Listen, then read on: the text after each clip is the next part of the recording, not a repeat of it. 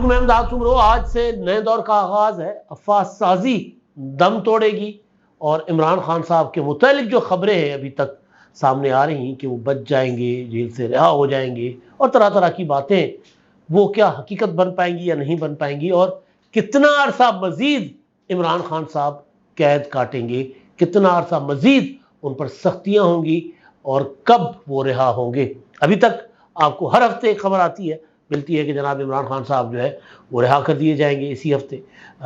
तारीखें दी जाती हैं इमरान खान साहब के वकला की तरफ से। फिर पीटीआई के जो ट्रोल्स हैं, यूट्यूबर्स हैं, वो कहते हैं जनाब खान साहब तो बाहर आया ही चाहते हैं, लेकिन क्या वाकई हालात इस तरह के हैं कि इमरान खान साहब बाहर आएंगे, या इमरान खान साहब की किस्मत और फिर फैसला साज जो है उन्होंने क्या फैसला किया हुआ इमरान खान साहब के मुतालिक। एक तो आर्मी चीफ की तकरीरें हैं, उन्होंने वाज़ेह अल्फाज में ललकारा है, बल्कि चैलेंज दिया है, बल्कि चैलेंज और ललकार से ज़्यादा लफ्ज़ है कि उन्होंने अपने इरादे ज़ाहिर कर दिए हैं, अपना अज़म बता दिया है कि वो क्या करेंगे अगर मुल्क में मज़ीद इंतशार पैदा करने की कोशिश की जाएगी, या जिसको वो फितना कहते हैं कि फितना बढ़ाने की कोशिश की जाएगी। तो वो रियासत की पॉलिसी इमरान खान साहब के मुतालिक बिल्कुल क्लियर है। अदालती फैसले इमरान खान साहब के मुतालिक क्या आएंगे, मैंने कहा कि आज से नया दौर, क्योंकि पीटीआई तहरीक में जा चुकी हुई है और तहरीक में एक पीटीआई को तहरीक के आगाज़ पर ही एक बड़ा धचका लगा है।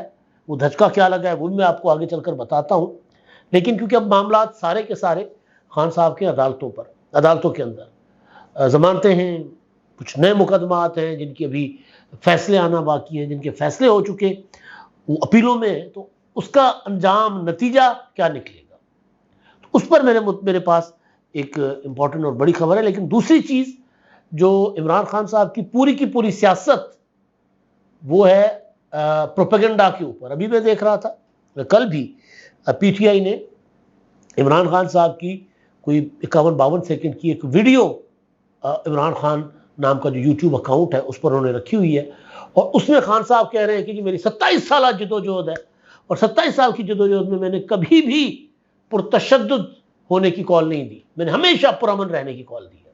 हालांकि ये प्रोपेगेंडा है, ये झूठ है, ये बात जो है हकीकत से इसका करीब कोई ताल्लुक नहीं है। वो कह रहे हैं कि जी 9 मई तो एक साजिश थी मेरे खिलाफ जो हो गई, तो भाई 9 मई अगर हो गई तो उसको अगले दिन आपने डिसोन कर देना था, उसी दिन डिसोन कर देना था, लेकिन आपने डिसोन नहीं किया। आपने कहा कि अगर मुझे दोबारा गिरफ्तार किया जाएगा तो यही रिएक्शन आएगा। असल चीज ये है कि इमरान खान साहब जो है वो इदारों के अंदर बगावत करके, कौम के अंदर तकसीम करके अपनी सियासत करना चाह रहे थे। कौम के अंदर तो तकसीम कर ली, इदारों के अंदर बगावत नहीं हो सकी। अभी कल हम एक जगह बैठे हुए थे, तो वहाँ एक इमरान खान साहब के मुखालिफ थे वो, लेकिन जो बात वो कर रहे थे कि जो उनकी एक मुलाकात हुई है किसी एक अफसर से, और वो अफसर ये फरमा रहे थे कि जनाब एक बड़े ताकतवर इदारे के अंदर 90% जो है इमरान खान साहब की हिमायत हासिल है। तो मैंने कहा कि अगर 90% हिमायत होती तो फिर 9 मई का जो हमले थे वो नाकाम ना होते, फिर वो फिर कामयाब हो चुके होते, क्योंकि इमरान खान साहब का प्लान ये था, और मैंने 9 मई को बता दिया था कि असल मंसूबा ये था कि हमले करेंगे हम, अंदर से बगावत होगी, टेक ओवर हो जाएगा, और फिर अगर अंदर से बगावत नहीं थी, टेक ओवर नहीं होता, तो नवाज शरीफ के घर पर हमला किया, मुस्लिम लीग नून के लोग निकलेंगे, खाना जंगी किसी कैफियत पैदा करेंगे। वो जो मुसलसल कहते हैं कि श्रीलंका बनाएंगे, तो ये सारा कुछ इमरान खान साहब प्रोपेगेंडा की बुनियाद पर कर रहे थे। तो अब उनका प्रोपेगेंडा दम तोड़ता हुआ नजर आ रहा है। उसके सामने किसी ने तोड़ निकाला कि नहीं निकाला, लेकिन प्रोपेगेंडा की एक उम्र होती है और वो महदूद उम्र होती है। मैं बार बार कह रहा हूँ, ये जो जिसको नैरेटिव कहते हैं बड़े हमारे दानिश्वर की, जी इमरान खान का नैरेटिव है, और इमरान खान के नैरेटिव के सामने किसी के पास कोई नैरेटिव नहीं है, ऐसा कुछ नहीं है। इमरान खान का प्रोपेगेंडा है। हाँ, इमरान खान साहब का झूठ है, और उस झूठ के मुकाबले में कोई अपना सच उस जोरदार आवाज से सामने नहीं ला पा रहा। ये उनकी कमजोरी या उनकी नाकामी हो सकती है, लेकिन ये नहीं है कि ये कोई बयानिया है। बयानिया होता तो अपना तहरीक-ए-एतमाद पेश होने या फिर इमरान खान साहब की हुकूमत में आने 100 दिन, इमरान खान साहब के, आपको याद होगा 100 दिन उन्होंने कहा था 100 दिन का प्लान मैं देता हूँ, 100 दिन के प्लान में कट्टे, बच्चे, मुर्गियां, अंडे और पता नहीं क्या क्या, कुछ नहीं निकला। फिर उसके बाद कुछ और उन्होंने प्रोपेगेंडा टूल इस्तेमाल की। जब उनको नजर आया कि वो गवर्न नहीं कर पा रहे तो उन्होंने कहा मैं नहीं छड्डांगा जनाब।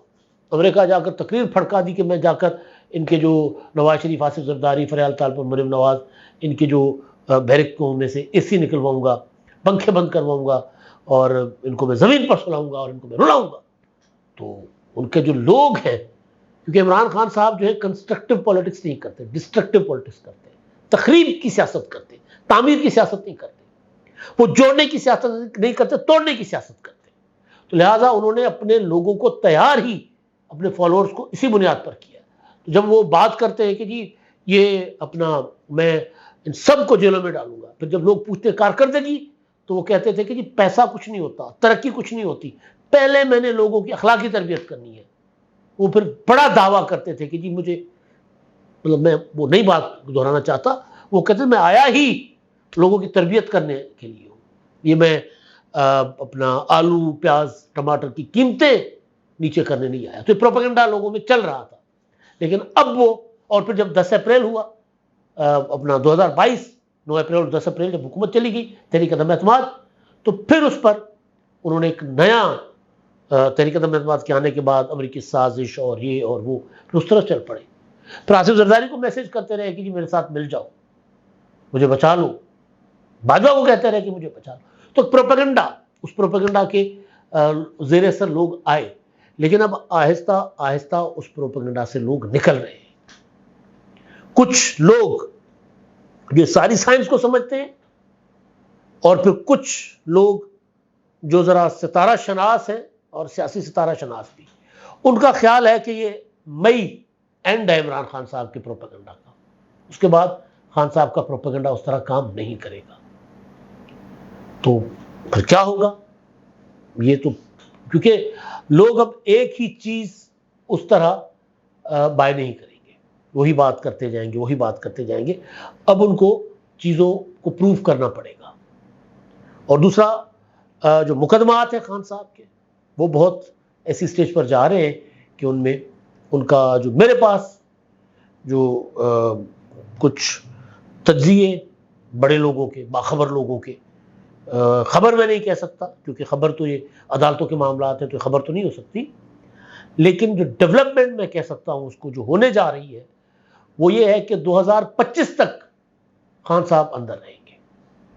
कुछ सितारा शनास जो है, वो जो अच्छी बातें होते हैं, उनका ख्याल है कि इमरान खान साहब के जो सितारे हैं वो बहुत ज्यादा गर्दिश में, बहुत बुरे हालात में इमरान खान साहब। लेकिन अगर हम सियासी हालात का तज्जिया करें तो उनकी बात और सियासी हालात मिलते हैं। ये वही सोर्सेज हैं मेरे, ये वही बातें हैं जिनसे बातचीत करके और सियासी हालात का तज्जिया करके मैंने कई व्लॉग्स किए थे, और उसमें सियासी हालात का अमल दखल ज़्यादा था। ज़हन में रखिएगा कि इमरान खान की हुकूमत जाएगी, बड़े बड़े तुरम खान कह रहे थे कि नहीं जाएगी, ये बात हो जाएगा, ये हो जाएगा। मैंने कहा था तहरीक अदम एतमाद कामयाब होगी। यूसुफ रज़ा गिलानी की सेनेट में कामयाबी 2021 वाली मैंने कहा था होगी।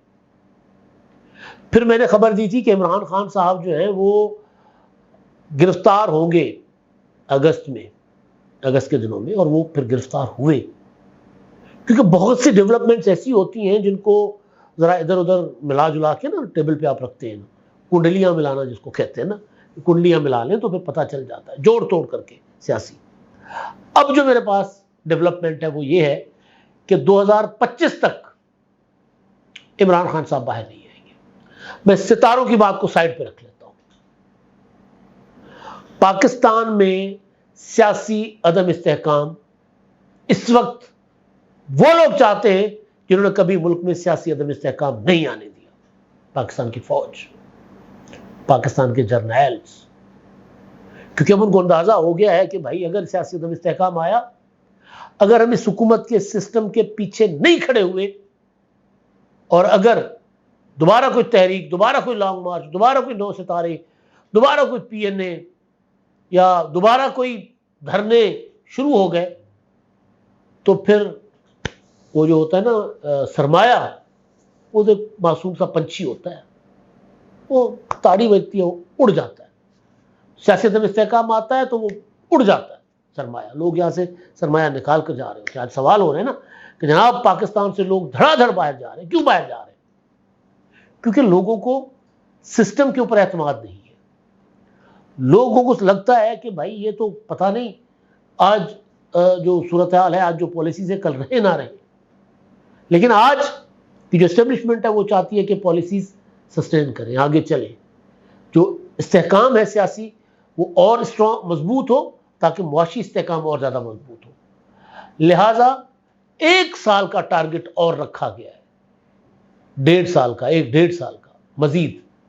IMF के साथ मुआहदा हो, बजट हो, इन्वेस्टमेंट आए, और जैसे ही मईशत जो है वो पटड़ी पे चढ़ जाए और टेक ऑफ करने की पोजीशन में हो, उसके बाद फिर थक हार के अगर इमरान खान साहब किसी डील पर आएंगे तो फिर बाहर निकाल दिए जाएंगे 18-19 माह के बाद, 1.5-2 साल के बाद, वरना वहीं पड़े रहेंगे। तो कहा यह जा रहा है कि खान साहब अभी, क्योंकि ईद की छुट्टियां खत्म हो गई ना, मैंने कहा नया दौर, तो नए मुकदमा तो नई चीजें चलनी है ना, और तहरीक भी चलनी है इमरान खान साहब की, जिसको धचका लगा है। और धचका क्या लगा है वो मैं आपको बताता हूं। वो धचका ये लगा कि जनाब परसों 13 अप्रैल को पशीन में PTI का जलसा था।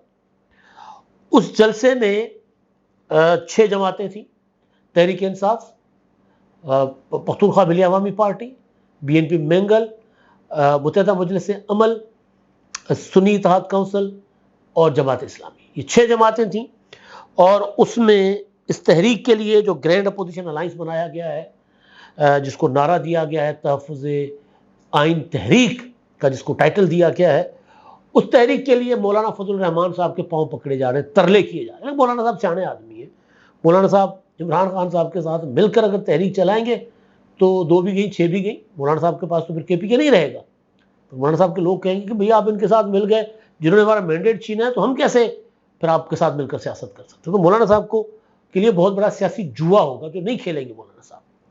तो जो 13 अप्रैल को जो तकरीर हुई वहां पर, शेर अफजल मरवत जब करने आए तकरीर, तो जलसे में नीचे लोगों ने डीजल डीजल के नारे लगाए। तो शेर अफजल मरवत ने उस पर कहा कि नारे ना लगाएं, डीजल डीजल के नारे ना लगाएं, हमारी उनके साथ बात चल रही है। तो उस पर JUIF के जो तर्जुमान है असलम गौरी साहब, उन्होंने कहा कि जलसे से PTI की बिल्ली थैले से बाहर आ गई है और मुंह में राम राम बगल में छुरी की असल हकीकत अवाम ने देख ली है। यानी उन्होंने चिट्टा कोरा जवाब दे दिया कि आप मुनाफिक हो, दोगले हो, 2 नंबर हो, हम आपके साथ नहीं चलेंगे। आप आपके साथ जबान से कह रहे हैं कि हम आपको साथ मिलाना चाहते हैं, और आप पीठ पीछे वार कर रहे हैं, अपने बगल में छुरी दबाई हुई है। अपोजिशन को शेर अफजल मरवत जैसों को पट्टा डालना होगा। महमूद खान अचकज़ई ने कहा था कि जलसे में किसी को गाली नहीं देंगे, मगर लगता है कि उनकी सियासत सिर्फ सियासी कायदीन को शेर अफजल मरवत जैसे लोगों से गालियां दिलवाना है।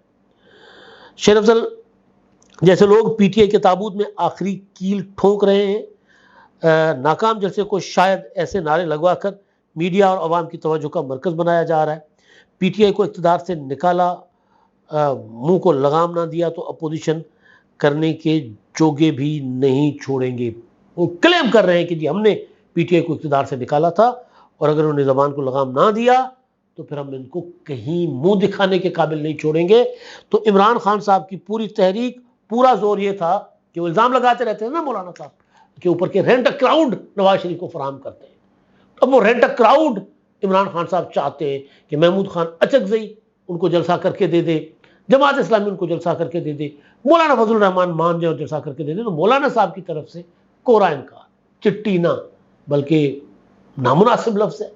लेकिन असलम गौरी ने जो बात की है किसी काबिल नहीं छोड़ेंगे, मुंह दिखाने के काबिल नहीं छोड़ेंगे, तो उन्होंने ठेंगा दिखा दिया, झंडी करा दी कि जाएं, हम आपके साथ नहीं चल सकते, ये जो सियासत है ये हम नहीं कर सकते।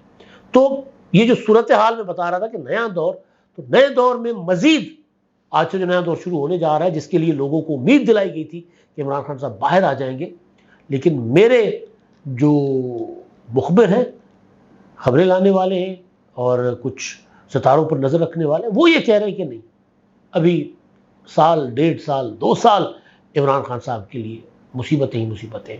कुछ जर्नलों ने, रिटायर्ड जनरलों ने कोशिश की थी ईद के दिन एक मुलाकात करके गवर्नर साहब की खबर के मुताबिक यार कुछ कोशिश करें नवाज शरीफ और इमरान खान साहब को बिठा दें, तो अभी तक तो उस पर भी कोई डेवलपमेंट नहीं हुई और जाहिर है नवाज शरीफ इमरान खान साहब के साथ नहीं बैठेंगे।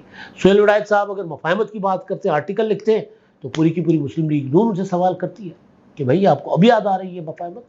तो इम्कान नहीं है कि इमरान खान साहब के साथ सियासी कुव्वतें बैठें। अब तक के लिए इतना ही। अल्लाह हाफ़िज़।